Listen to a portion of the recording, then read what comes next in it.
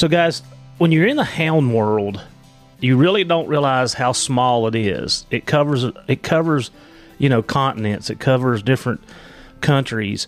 We, on this show, we have had people on from Spain and South Africa, and I'm probably missing, this is just on my show, not talking about the others. And, being in the hound world for right at 30 years now, you get to meet a lot of people, you get to hear a lot of names, and it's so funny that how this one come up is I am friends with a guy in upstate New York, Darby Spoor, and we had got a dog off of Darby. The hunting group did. I did not end up with it, but Forrest did. And, of course, the dog's name is Hammer, and we called him Darby because we got him from Darby. So now everybody in our group calls him Darby. But I knew that the dog come from Doug Devost. And I'd heard Darby talk about Doug and his dogs and some of the breeding in the dogs. And then when we had Kurt Rogers on the podcast, Kurt and I got to going back and forth, and Kurt brought Doug's name up. And I'm like, okay, let's chit-chat, see what we can come up with. So today, guys, we're going to Vermont. I've been through Vermont. I come out of Maine. It's been several years ago hunting, and I come through Vermont. The leaves were changing. It was absolutely beautiful. The state was beautiful. Some of the back roads we took, anybody that wants to see the upstate in the fall, I have to recommend you go through Vermont because it was just a beautiful place. And I still have vivid pictures of crossing a bridge. It was a small bridge. People were out off the sides of the bridge taking pictures, and the leaves were just absolutely stunning. But anyway, so we're going to have Doug on today, and Doug is the president of the Vermont Bear Hunters Association. We're going to talk some dogs. We're going to talk about what's going on in Vermont. It seems like every state is fighting some type of battle right now, and Vermont is one of those states. So, Doug, thank you for coming on. Thank you for taking your time today to come and chit-chat with us. Your season's out, I'm assuming, just like everybody else's at this point? Yes, it is. Yeah. Yep. So, we are in, I don't know, this is like kind of like winter, isn't it? Like end of January, and now the wind is whipping here. It's supposed to get down into single digits, which I do not like. I don't like it when it gets down into teens especially for the dogs. So I've got a lot of extra work to do this evening to get everything prepared for the cold weather this week. So, Doug, just tell us a little bit about yourself. Tell us how you got into hounds and how your love for the hounds started. Yeah, well, I live in northeast corner of Vermont, and like you said, it's beautiful country. I was probably 13 or 14 the first time I ever went with hounds. And that was with a fella named Danny Lemire, and he's since passed. But when I was a kid, you'd go there and you'd see the tree line full of dogs, and you just get all wound up just thinking about going, And I hunted quite a few years with Danny and some other guys before I ended up getting my own dogs. But been doing it quite a while, 20, 25 years or better. And so what was the first species that you hunted with hounds? Was that big game? Was it small game? What was it? Actually, the very first, I went rabbit hunting. And that was wild. I loved it, and then I went bear hunting, and it was such a different excitement level to see a bear versus rabbits, and it really stuck with me. To this day, I can't wait till I go again. Yeah, of course, our season's over, and I spent a lot of time like going back over the season. I really spent a lot of time analyzing my dogs, and I don't know. It was this week sometime. I'd sat on a couch, and I was like, you see these posts all the time about how people talk about hound hunting and what it means, and like for me, and I don't remember what post it was that I saw, but I go to places and I walk in areas that no other man wants to go, has no need to go, and we do it to follow our dogs. And you know, I hunted Christmas Day this year. Didn't have the kids, didn't have anything to do, was home, and I'm like, you know what, I'm just going to take my young dogs and go hunt, and I did. And I sat at that tree for a lot longer than I normally would spend, like a lot longer than I would normally spend at a tree. And, you know, just kind of taking it in. And, you know, I think for bear hunters, and I think other hunters miss out on this opportunity. For bear hunters, like, we get to see country that most people don't. We climb through the ledges and the cliffs, and we're crawling through the laurel thickets, and we are in places that the normal hunter, the deer hunters, the turkey hunters, and so on and so forth, they just don't go. And I think that's one thing that I love so much about the bear hunting. Yeah, I agree. For me personally, half the hunt is what you do while it's going on, and the other half's the dogs. The bear, it's nice to see, always nice to see them. Mm-hmm. But I don't care if the bear's 50 pounds or 500. It makes no difference to me. What the dogs did and the entire hunt is what makes the hunt for me. It is. It's accumulation of things, isn't it? Yeah. Yeah. And I'm like you. I mean, I don't care 50 or we don't have no 500. Well, yeah, they're few and far between here, but you know, 100-pound bear is a bear. I don't care. And like I said, I was thinking about last year. I ended up out on a cliff and killed a bear in a hole off the side of the cliff where there was nowhere to go. And you know, I was in that country several times this year, but I never ended up back in that place. Yeah. Like, I ended up in another place that I hadn't been, in a certain hollow that I had not been, but I did not end up back at that cliff or at that hole. And I was thinking about that one day walking out. I'm like, you know, like, I need to go back and check that, or I need to go back over here and check this. And like, sometimes the dogs just don't take you that way. You end up, you know, on the other side of the other place and doing something, and it may be 4 or 5 or 6 years before you end up back around that same location. Yeah, you know, it's definitely neat. Some of the country you get to see makes it all that much more worthwhile. Yeah. So you got into bear hunting. How long have you been? And I'm assuming that you raise your own. Well, I kind of know you do because of the conversations. But like, when did you get into bear? When did you say, "All right, I want to do this, and I'm going to put forth the effort"?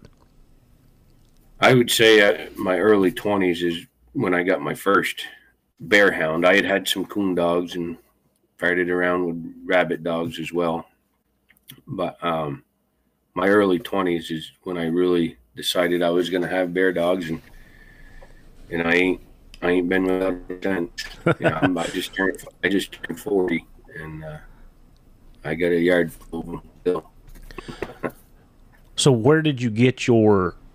What was your first hound? What was your first line, or what was your first breed of dogs that you started with? Yeah, it's funny because you know, we get the plot guys and the blue tit guys, and I have all walkers, and not because I'm against anything else. It's just what I was kind of raised on.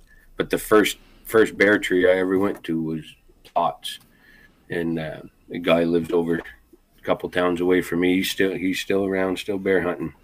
But I had gotten into, you know, the house's bloodline of walkers, and just always stuck with that. It's always worked well for me. Yeah. And does your bloodline still go back to house? Yeah. Actually, earlier today I pulled out a young dog's papers that I have, and he's got houses Clint 7 times, Lipper 6 times, all in his first 7 generation. So that's pretty close up for having such a young dog, you know. Yeah, I found, like, I run, you know, I've got a mixture. At one point in time, I was hunting several registered walker dogs, which were Sackett bred. My old dog, which was a mixed, he was he was quarter black and tan and 3/4 walker. He looked like a walker dog. You'd never know. But on the walker side, he was heavy lipper bred. And I have seen over my career that the dogs out of Clint seem to trail better. Yeah, that's what I've heard as well. Yeah. Yeah. And if I was looking specifically for some of those genetics, I would that would be probably one of the first places I'd try to go back to. But like you said, finding that you don't see that much in a 3-generation pedigree much anymore. Yeah, and this dog, he isn't quite 2 yet. So oh wow, at such a young age, and he's doing very well. I'm kind of a tough judge on him, and he's doing extremely well for his age, and he's got all that really good blood right up close. I'm pretty excited to have him. Mm-hmm. And the other, I kind of got 2 sides of bloodlines at my house, and that's one of them. It goes back to a dog called Ranger that was brought up here, and he's in just about any good New England bred dog. And this dog here has got him up real close a bunch of times. And the other half of my bloodline goes back to all Kurt's stuff, his Spider dog and his Taz dog. And the mixture of them 2 New England dogs have really made a large amount of good dogs around here. Right. Now, what does Ranger go back to? Do you know right off the top of your head? Well, yeah, Ranger's mom was directly out of Lipper. Yeah. And like I said, he's in, I don't know any Walker bloodline around here that turned out to be, generationally good. Sometimes you get a fluke breeding that turns out pretty well, but like to breed to try to have it more consistent, he's in there a lot of times. Right. Yeah. Like I said, I haven't really fooled with papers much in the last probably 5 years. The last dogs that I had that were registered were Nance. Well, they were out of Andy Jensen stuff. Topper 3.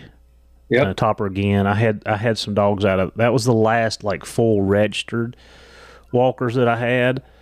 I did like that line of dogs. They were very natural, easy starting. They were very gamey. They just didn't fit the mold for me. They were nice dogs. They were nice, average for me. But that's the last actual registered dogs that that I've had. I did get one from Darby. No, I know the one we got from him's registered, but it's not mine. And then I got a little female from him, and I think it may have came from you too. Actually, I'd have to go back. It came from me, but not originally. Nice little female. Mm-hmm. Blanket back. Yeah. I had actually gotten her started here, and I just had so many young dogs, and Darby was looking for one. So yeah. But originally she come from Wisconsin, and I believe she goes back to Deanwood Drifter, and Deanwood Drifter is a half brother of Lipper. Mm-hmm. Yeah, I tried her. I kept her for about 6 months, and I really couldn't get what I wanted. So 2 young boys that live right over the hill from me were trying to start coon hunting, and I give her to him, and they love her. They absolutely love her. I kind of feel like, well, maybe I didn't give her enough time to do what I wanted to do, but they're coon hunting her pretty much. She's got a nice mouth on her, nice solid tree dog. She's a big blanket back female. Like, she's a nice looking dog. So yeah, I may have messed that one up myself, but they sure have enjoyed her. Yeah, everyone's done it. That's right. Yeah. So when you started bear hunting, ups and downs, like, I know we all start off with, like for me, it took me a long time. I hunted a lot by myself, and I didn't.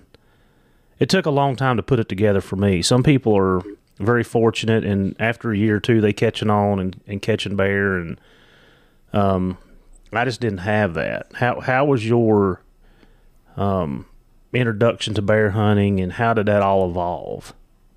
Yeah, well, so Danny didn't stay in it for too long after I got into it. He was older, and I ended up meeting a couple other older guys that had been around for a long time.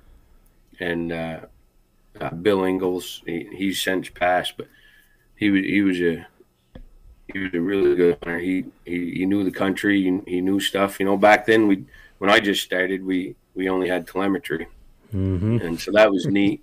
As a young age, they'd make me get out all the time and beat the dogs, and I'm glad I got to, have that part too.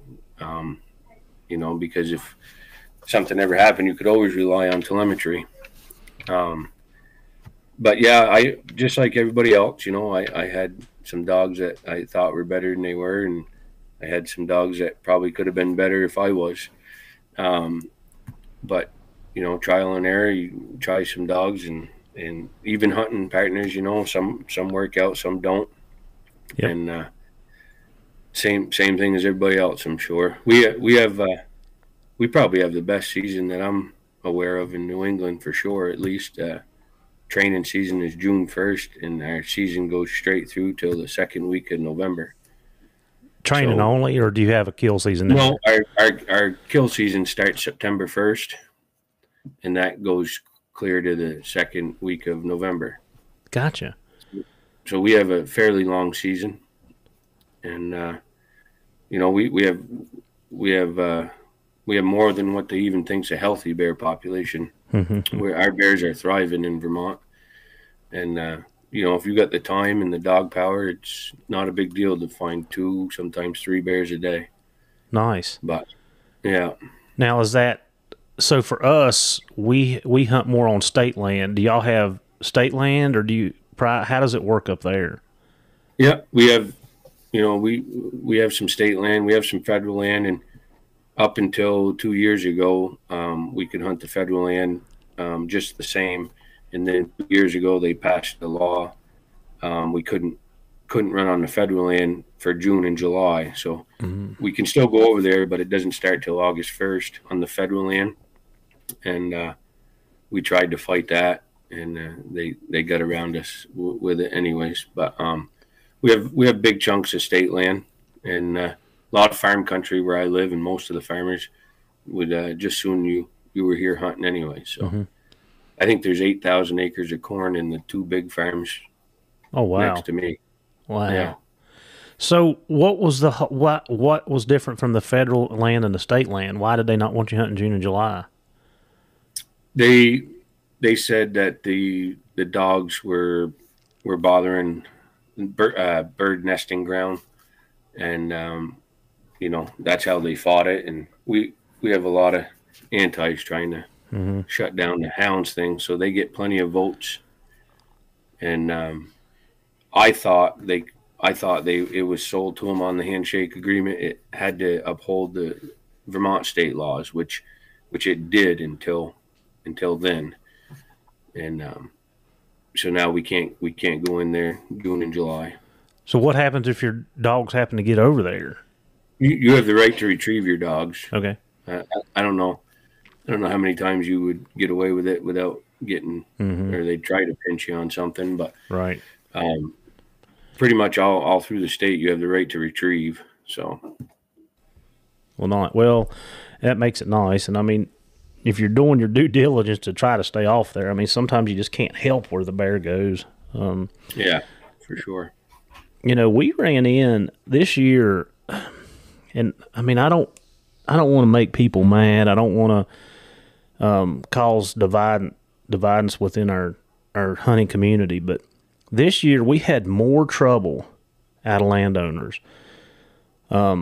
We hunt areas that we grew up in, and one of the other areas we hunt, we have very strong ties there, and we've always had a really good relationship with the landowners, very good. Even if they didn't want us taking a bear, they were always more than well, hey, go get your dogs. we'll take them with us. They got grandkids or whatever, take a picture. And this year we had a lot of people hunting from out of our area. And my opinion is that it's caused a lot of rift with the landowners. We had people come in from different states, different parts of our state that didn't have ties and just kind of done what they wanted to. And we struggled this year, and I didn't like that. Like, I like to have a good relationship with the landowner, regardless of the outcome. And we had several people, and they told us that, we know you can't keep your dogs off of here, but we want you to keep your dogs off of here. And we're like, buddy, we've hunted in here every day, and this is the first time. We're sorry. And they were deer hunters too. The last people we dealt with were deer hunters, and y'all are scaring all the deer off, just not educated. And we tried to explain to them, like, listen, that's not factual. It's not scientific. There's numerous studies out there, and I even pointed them in the direction of a couple studies. Like, hey, look these studies up. The game always comes back. Now, if you get to pressuring them day in and day out, it may be 5 to 7 days, but there's studies out there. So, but yeah, we had more disgruntled landowners this year than normal, and that's not good for our sport. No, it's the same here. Everybody I hunt with, and I would say the majority of the guys here in Vermont try to stay clear of people that don't want them there. Mm-hmm. My big fight with the deer hunters is always telling them that the studies show that black bears in the spring are the number one killer of fawns. Mm-hmm. They're laid up in the grass, and the bears are feeding in the grass in the spring, and they have the best nose in the woods. And a lot of guys just don't even understand it. I mean, I'm sure I've seen my hounds go through and seen a deer standing there watching them. Mm-hmm. Yep. But you have to almost prove it to them, and that's a tough thing if they're not open-minded. Yeah. It definitely is. And like, that's something as hunters that we have to do a better job of, is like really educating other hunters so we're all on the same team. I don't care what method you use. I don't care. Like, what, I choose to use dogs. I prefer to use dogs on what I hunt. And I actually think I told one of my buddies this that I graduated school with. He's kind of anti-hound. And I've invited him numerous times, and I even told him, I'm like, man, come with me and hunt. You're going to see things about the game that you pursue that you've never seen before.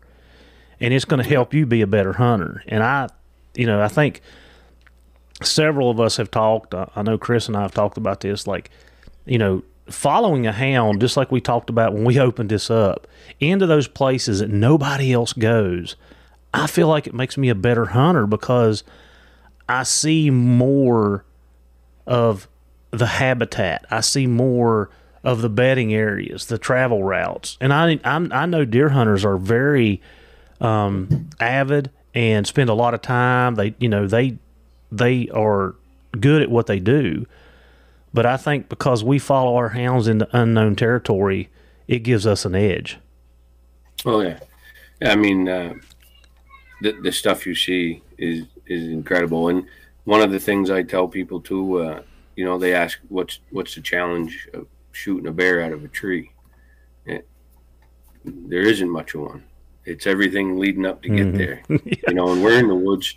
We're in the woods probably as much or more than any other hunters, and get to see all those things. But one thing I like to tell them is it's probably on top of not being a challenge, it's also one of the most ethical ways you can shoot a bear, I think. Because if you personally want a male bear close to 200 and you tell me that, I can tell you what it is when we see it in the tree. And you get to make the choice then whether to shoot it or not. And those people that see the bears on a ridge or in a field, they don't know what it is. They don't know how big it is or any of those things. So I personally feel it's one of the more ethical ways you can do it. Yeah. And I think most hound hunters agree with that. Like, our selection process is by far the best. Right. Now, like you said, what what people choose to shoot's on them. But we as a group this year tried to keep it above 200. And in fact, we didn't kill many bear at all. Treed several, but the majority of bear that we killed was all on the ground. Like, being nasty, fighting. If they were in a tree, we took pictures and walked away. So, you have that choice. Those are the good ones to get out. Yeah. The ones that want to stay on the ground. They need to eliminate from the gene pool. I tell you, I don't like the vet bills, that's for sure. Yeah, me neither. So Doug, there's a good old guy in southern Vermont, Danny Luke. He told me a long time ago. He said, "Them ones at tree, leave them. Them ones that want to stay on the ground and fight. Those are good ones to get out." Yeah, well, we did a fairly good job with that this year. I think out of the few that we took, I think two. Yeah, I think only two were in. No, only one. Only one was in a tree. Yeah. So everything else was on the ground. So, yeah, I'll take that. I'll take that for sure. Right. Yeah. So, Doug, tell us. So you're the president of the Vermont Bear Hunters Association. What's going on legislatively? And I know that we talked really quick at the beginning. Let's just go ahead and get right into the coyote bill that's trying to be passed. Yep.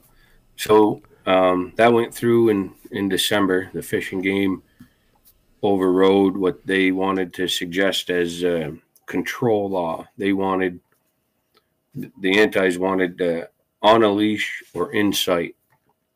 And our Fish and Game said that's banding it. That would not allow people to do it with hounds, to have them on a leash or in sight. So they went with mandatory GPS with stimulation shocking collars. That's what they wrote in there for our control. And now you have to have a permit, and it's a 4-dog limit. And they came up with a bunch of rules when we had none. But it was either that or lose it completely. So we did fairly well, and it did pass. But they're also, every day they're introducing new bills, and there's a new bill in there this week, and that one is to ban shooting coyotes off bait piles, and it's to dismember the Fish and Game and start its own group, conducted of 12 people to make our hunting and fishing and trapping laws instead of the Fish and Game department. So we got a pretty good fight on our hands right now. The commissioner called me the other day and said it would be the biggest fight we've had so far, because if that goes through, we're bound to lose everything eventually. Yeah, there's no and I, like I said, I don't want to misquote the state, so I'm not going to say it. But I had read somewhere else that there was another state trying to do the same thing. They were trying to do away with ours is called the DWR. I don't know what all other states are called, but they was wanting to do away with them making the laws. And we're like, there's no science-based management that way, and it's all, like you said earlier, it's all based on feelings and emotions, and you cannot manage any species that way. No, and like you said, it's these people are introducing these bills and coming up with these ideas off feelings alone. There's no facts. Our coyote population and our bear population in the state of Vermont is above what they think is healthy population numbers. And they're continually trying to eliminate some of the best means to keep it in check, so it's tough. And they have an endless amount of money and time. So we definitely need everybody to, send their emails in and help support fighting it. Have they give any type of proposal on how they want to manage, or what they're going to do to make the state better? Actually, I don't think one time I've heard anything about any of their ideas going to make anything better. better. They think the antis, they labeled coyote hunting as legalized dog fighting. And I coyote hunted for a few years, and I know a lot of people that do it year round. And in my personal opinion, coyote dogs are the biggest sissies that you've ever seen. I mean, on average, I'm not saying there isn't gritty coyote dogs, because there is. I've seen them. But on average, they, it ain't legalized dog fighting. But that's how they word it, so that the people that don't have a clue about it, it automatically sounds bad to them. And that's all it is. We, like you said, we really got to spend a little more time educating, to help the people that are on the fence or don't know anything about it. So that when we need votes, they can help us. Yeah. And it worries me, because as times change, and they have, I mean, like I said, I've been doing it 30 years, and I mean, a lot of things have changed. We have more and more people that do not understand hunting, and try to, what do they call it? Animal morphize animals, like make them human. Yeah. And, like I've been getting a lot of posts on my feed, on my feed here recently, because the weather's getting ready to change, and it's saying, go, if you leave your pets outside, go outside and stay with them. Me as a hound hunter, my dogs are valuable. And not only are they valuable, they are like family. And, Absolutely. We do our very best to make sure they have warm shelter and dry, and that they have the proper bedding. And, I can't tell you the thousands and thousands, and every hound hunter spends thousands and thousands of dollars, not only in the economy per year, taking care of their dogs, food, vets, bedding. I just went to Tractor Supply yesterday and spent $160 on another dog house, which I hate. I hate it.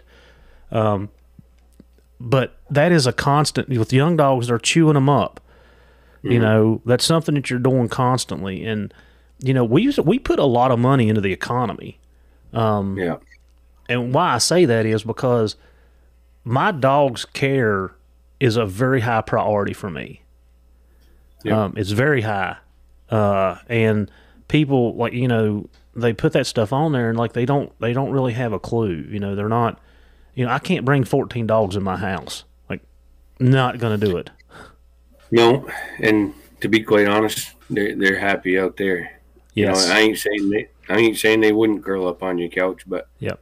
I like my dogs more than I do most people. That's right. And I don't mean that in any bad way. I'm just, they mean an awful lot to me. And, all the guys I know and hunt with, I wouldn't even be around somebody that didn't take care of their dogs good.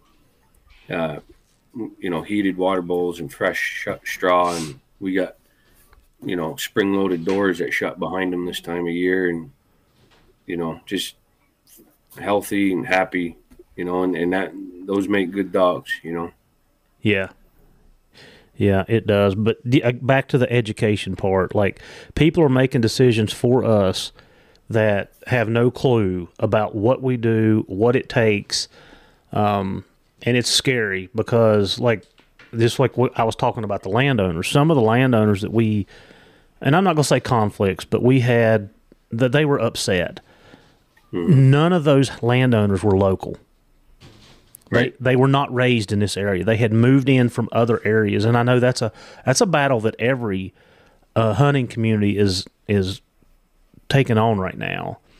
That you have people come in from other states and other walks of lives, and a lot of our community is coming in from big cities that are retiring and coming in and buying 15, 20 acres up, whatever it may be, and they don't want to understand what we do.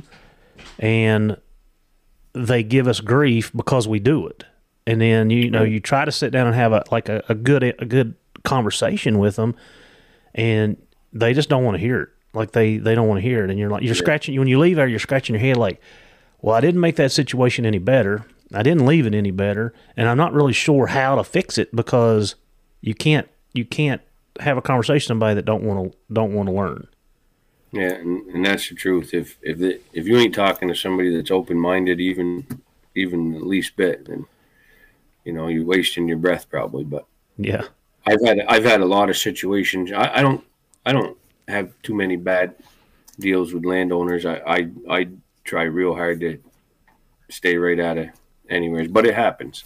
Mm-hmm. And a couple years ago, I had this deal with a lady at a gate, and we parked way off the road so whoever needed the gate could go through. And I see her come out, and I went up and just told her who I was and what we were doing. And by the time we left there, when we got back from the tree, she wanted to see a picture and thanked us for letting her know, because some of the other guys had just parked there and walked in and never said nothing.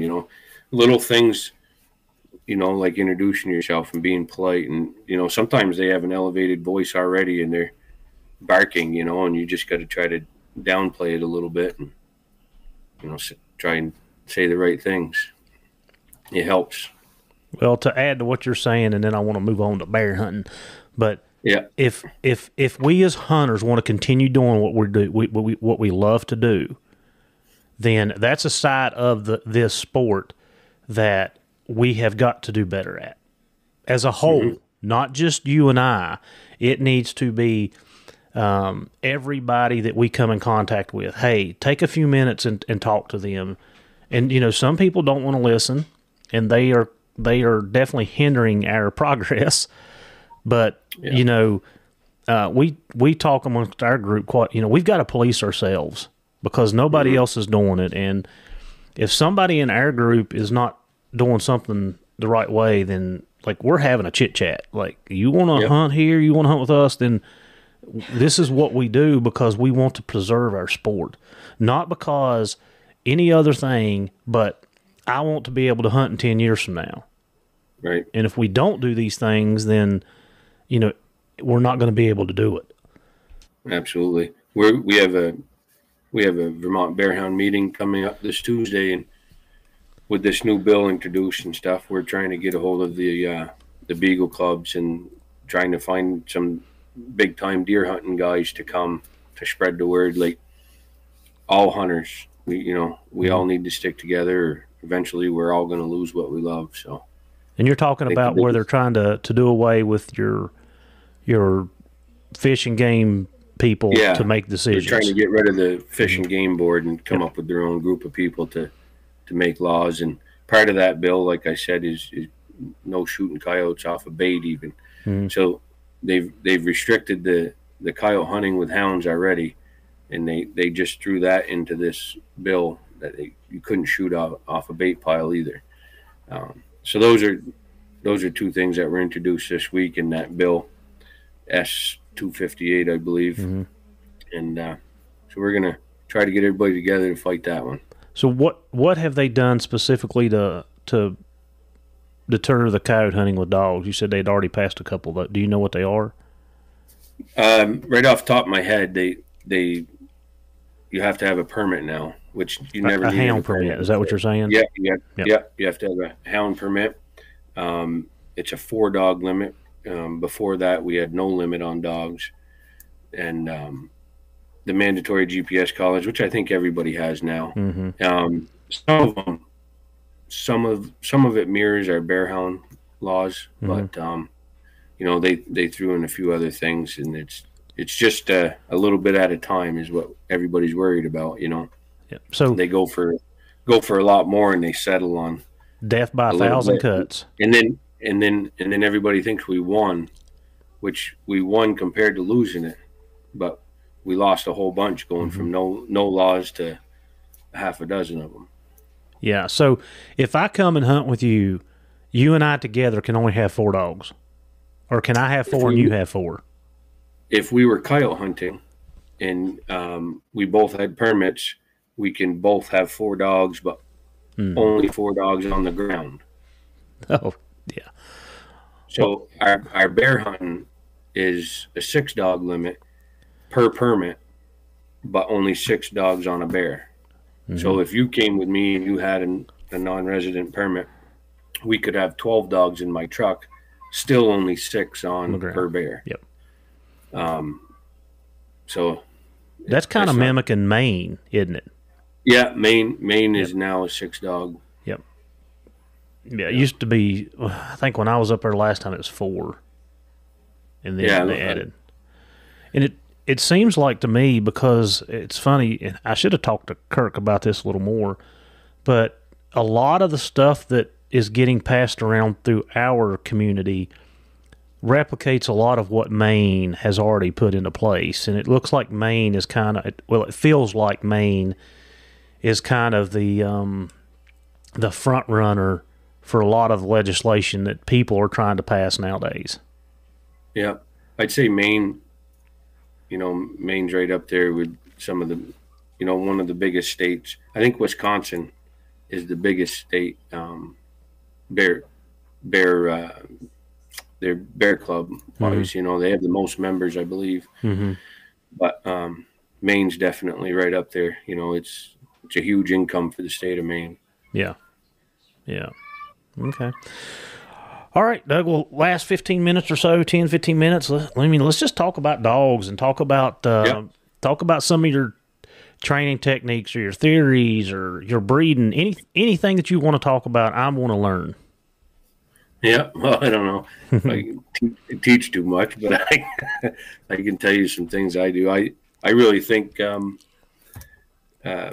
dogs, that's my passion probably, is, getting young dogs going. I've always said, you take a pack of older dogs out, it's still fun, but it's not that, you're going to catch or tree a bear. And for me, the young dogs coming on is the excitement.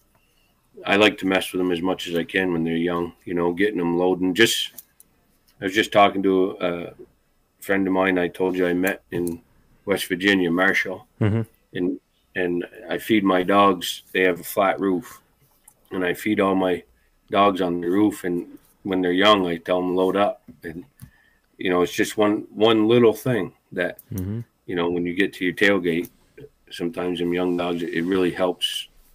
It's just one more little step. And we rode our dogs over here a lot, or me and the guys I hunt with in the off season. We rode them and get them young dogs following them older dogs. I think that's helped a lot. You come June 1st and you get a rig strike and you let your old dogs down, and them young dogs behind them, they naturally already want to follow them because they've been roding with them. And I think that's helped me a lot as far as getting young dogs going. But the breeding, between Kurt and I, we have similar bloodlines, and it's pretty nice to have them dogs that seem to start naturally and progressively get better all the time. They don't all do it, but, majority of them. Hunting here, I think I have 8 dogs now, and I have 6 of the best dogs I've ever had at one time right now. You have, throughout my life, I've had 1 or 2, sometimes 3 real good dogs, but right now I have the 6 best I've ever had at one time, so that's pretty exciting for next year. It'll be short-lived. They'll be old and gone before you know it. Yeah, it's too bad they only live so long. So how did you and Kurt hook up? How did y'all meet? Oh, I don't know. I must have met Kurt 10 years ago. I can't even remember exactly when I met Kurt, but I know at one time he had a dog. He was busy working, and I took the dog for the summer, and he gave me a pup.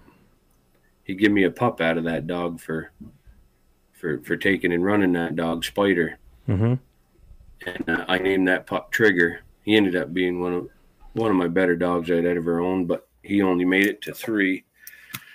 And I ended up keeping that Spider dog right till he died. He was almost 12. He was 4 when I got him, and he stayed stayed with me from 4 until 12, and he was probably right up there, one of the best dogs I've hunted with. That's how I pretty much met Kurt. I've always known about him, but quite a few years ago, I ended up doing that dog deal with him, and now we talk daily. So you ended up with Spider? Yeah, the original Spider Mm-hmm. that Kurt had. Yeah, he was 4.5 when I got him. He was a super dog. He super fast. Liked to catch. He liked to catch game. He'd come across the road, head in the air, flying. Yeah. He was a fast dog. He had one of the most beautiful voices. If you'd never heard him before, you could call him caught or treed. He just had a little yodel at the end of his ball, and it was over. He either was looking at him or staring up at him. Yeah, he was a big help for me too. As far as young dogs, you run them young dogs with good older dogs, you tend to make good young dogs. Me and my buddy just had this conversation. I said one dog can make or break your pack. Absolutely. With one solid, it don't have to be a world beater. One solid dog, you can start putting younger dogs with it, and as they learn, start adding. And then the next thing you know, like you said, you got 6 dogs that some of the best that you owned. So I like to swap out, like when we rig for bears, we can't bait or run off baits in Vermont. So 90% of what I do is a rig strike or walk in a cornfield or an apple orchard or a beech nut ridge. But when we're rigging, I always swap my young dogs out. Almost not every time, but depending on how they're coming along, swap them out with one older dog, and that's what starts the track. I usually just let a couple down, 2 or 3 down to start the track, and always swapping them young dogs out because you never know when you need that dog to start, starting tracks for you. Because like that trigger dog, one day, boom, he's gone. And my Rangeley dog that I have now, he's 8. He got his front leg, had to have his front leg taken off a couple falls ago. Bear got him, and he still lives at my house. That was quite an ordeal. They took his front leg, so it's a lot to learn for a 7-8-year-old dog to lose his front leg. That's 70% of their power and comes steering. Off the front. That's right. And but he's been a solid dog. I've had him since he was 8 weeks old, and I'm sure a lot of guys wouldn't have put the $3-4 grand into him to let him live the rest of his life out here. But he's earned it at my house. And always swapping them young dogs out with them older dogs to start tracks, and then when you need a dog, you got a better chance of having one. I think a lot of guys get stuck on, they got that one dog that really does a good job, and they don't let nobody go with him. Yep. Yeah. Excuse me. So the dog that we have from you, Hammer, what you said he was out of 2 of your best dogs. Tell me about those dogs. Give me a little more education on them too. Yep.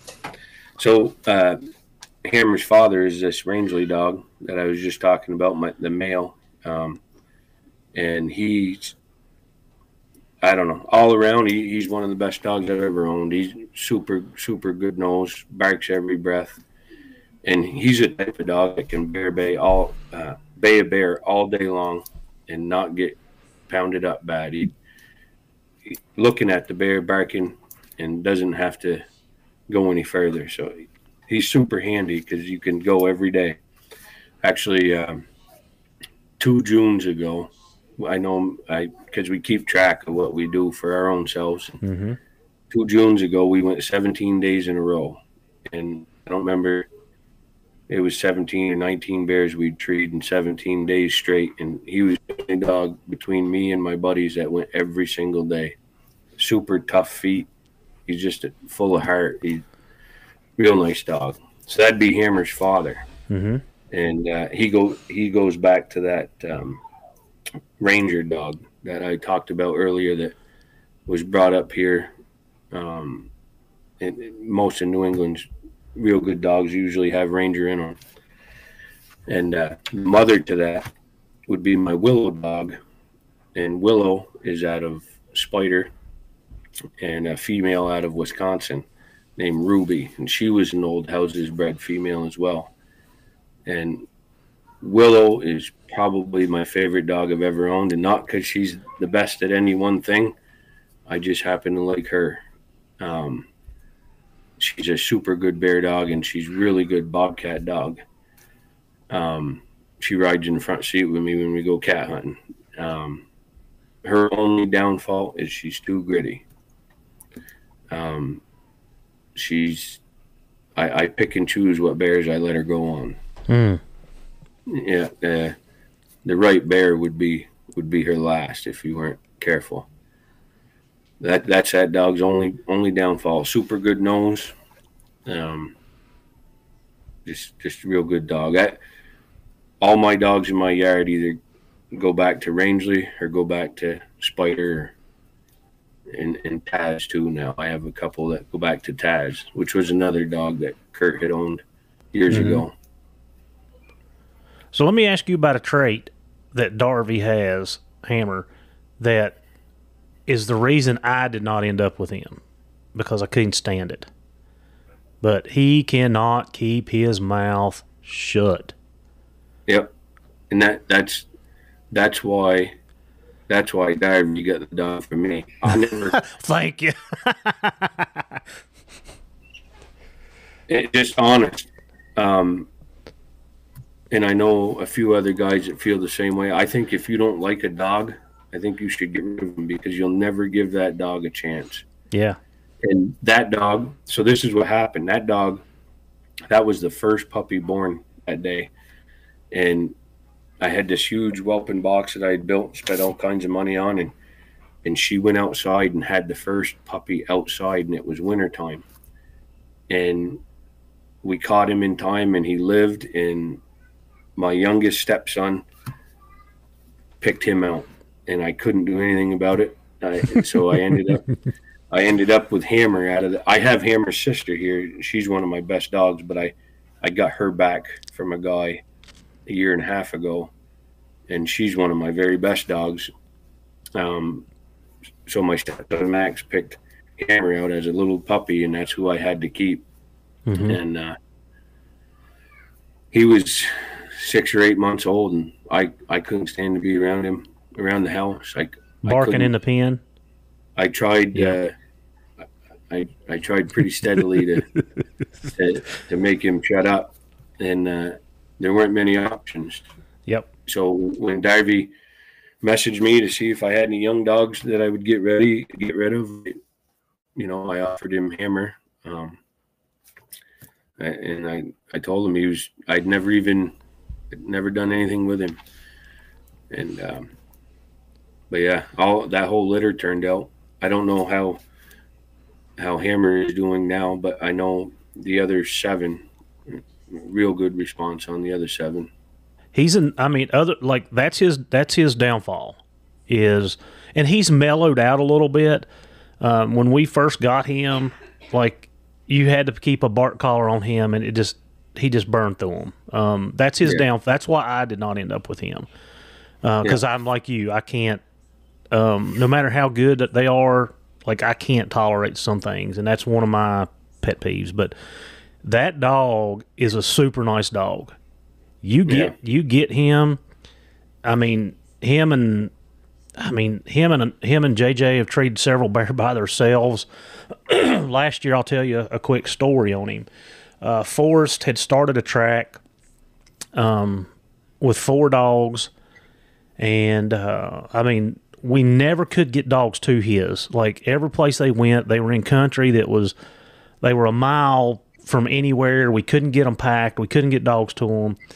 They run this bear for a super, super long time by the 4 dogs. And as the day progressed, a dog got hung up in the cliffs and fell out. One of them fell out, and then one of the older dogs just got run down and couldn't stay up. Which this is this is hours of running. And then when they come out in the field, I tried to go in and catch him and Fancy. And I went up to this guy's property, knocked on the door. He wasn't home. I'm like, I could hear the dogs ever so often just yelp, yelp, yelp, yelp, yelp, yelp. And it wasn't much. So I started hollering at them. Well, they started moving, and they went around a flat over into an edge of a cow field. And before I could get in my truck and get back down to the hardtop, Greg's hollering. He's like, the bear's in the field, the bear's in the field. And it was a nice bear. And Darby and Fancy were right on that thing. And they come through the field, cross numerous fences, through a barn lot, up into a driveway, which I pulled up into the driveway and tried to cut them off. And I got out, tried to catch him. And the bear turned and literally chased me back up on the truck. Like, I mean, I was right there. There was nowhere to go. The fence line on both sides of the driveway. But just to tell you that story, that was the first time that he was a nice dog. We hunted him in New York for a whole season. But that was the first time that I was like, dang, man, that was a super good job from a young dog. Because they're not, 3 right now? Is that right? Yeah, they're 3 right now. Yeah. So that was last year. He was 2, a year and a half, 2, whatever their ages are. And I was impressed with him. And every time you get him where he needs to be, you can count on him. Yeah. Like you can count on him. Yeah, I know one other out of that cross that had a barking problem. It could be just that cross, but that one I have out of that cross here, what a super start dog. I mean, hunts hard, got a good nose. They tend to be a little hard-headed, but sometimes I think a little hard-headed makes them tougher dogs that stay on a bear that some dogs don't want them. You know, and I was just looking at his birthday, so he's born on April the 11th. But yeah, you look at some of the qualities that you need, and maybe even me and Kirk had this conversation. I don't remember who, but you know, some of that hard-headedness. Like I've got my little female, Kate. She's the hard-headedest dog I've got. Like she does her own thing when she wants to do it. Sometimes she, like all of my dogs, recall really well, and she's the one dog that if she's out doing something, and you know she may be 30 minutes coming back to you, but she's also the dog that will be out on top of the mountain, bait up in a bear's face by herself. I explain it. I got a picture on my wall over there of a female I had, and that dog hunted for herself. Mm-hmm. I don't think she cared if you ever even pet her. Mm-hmm. She, not my type of dog. I like to interact with my dogs, and that dog was all bear dog. She catch a bear by herself, and she was in trouble. Yeah. But she didn't. She just hard-headed, and I explained it that she hunted for her, you know. And I think some of them dogs that had Willow, which would be Hammer's mother, hard-headed dog, but hard-headed in a good way. Like she's the last dog to quit an old track. Mm-hmm. She's more likely to get that track going than probably anybody I got, you know. And sometimes that's not handy. We have a lot of bears, you know. It'd be easier to just go find another bear, a hotter bear. But sometimes that's nice in the fall when you get that good track that left the corn, you know, the night before, and it's worked out well. But yeah, and I will say that about Darby too. Like he's going to be one of the last dogs you catch, just like what you're saying. Yeah, like he's going to be one of the last dogs you pull off of one. If you're trying to catch him off, he's going to be one of the last ones. Yeah, yeah. So from our side, like I said, I don't know anything about the other 6 or 7, but like he does a good job. And like I said, the barking has gotten better as he's aged a little bit. It's gotten better, but if you can tolerate that, then you've got a really nice hound. Yeah, it's funny too because even as puppies, I have neighbors where I live. They're all good neighbors, but I don't like a barking dog around the house. Mm-hmm. I have eight or nine of them up there, and it's pretty quiet. And I don't know how he come up with it, but it's somewhere, isn't it? he was some hard-headed as a puppy. Well, he's still that way. But again, there's some good traits. Like there's some good attributes to that too. Being the hard-headed, like I said, he's one of the last ones. He stays. He's not deterred very easy. He hasn't been one to be in. I mean, he may get a hole or two in him, but I don't remember a time that he's like been beat up like bad. Like I said, a couple holes, maybe a couple staples here and there, but I don't remember that either. So that's a plus too. And like you said, he can go every day. Yeah. So that's the thing with grit. Everybody wants to say they got the most grit and they did this and that. And grit's a fine line, in my opinion. You either ain't got enough or you got too much, and you're either losing dogs or you have big vet bills, and I don't want either. Yep. That Rangeley dog, like I said, he can bay a bear all day long and not get stove up. I don't believe I've ever stapled that dog up. He's had some hook marks and some things like that, but Willow's a whole different dog. The opposite. But, grit's a fine line. Yeah, my definition of grit has changed. Grit for me is stay. Right. I want you to stay. Exactly. Yeah. And I do like a dog that will the hard-headed bear that don't want to climb. Put a little pressure on them, but I don't want them to. I don't want it to be an MMA match. I don't want that. No, because they're gonna lose. Right. And it ain't worth winning. If you can't go hunting the next day, that to me isn't worth the extra gritty dogs. Yep. Well, they're out half a season or a whole season. Yeah, I mean, I've had Willow out a month at a time, and that's if you had 2 or 3 dogs like that, or if you were in Maine guiding, that dog's not even worth anything to you. You have a week's worth of hunters booked and go out Monday and get stove up. Yeah, don't do you no good. Yeah, absolutely. But, yeah. So, Doug, what do you leave us? What do you want to leave us with? I don't care if it's the Vermont Bear Hunters Association, if it's dogs, just in general. What do you want to leave us with? Yeah, I guess my advice to everyone in every state is to stick together and do some educating on people, and we can help fight battles so we can all keep what we love to do. And as far as the dogs go, run what you like, run what works for you. That's right.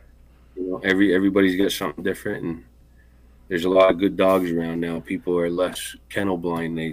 They breed good dog to good dog, and as long as everybody's having fun, it don't matter what you're doing. That's right. And just do what you love. That's right. Exactly. Yeah. I can get on board with that.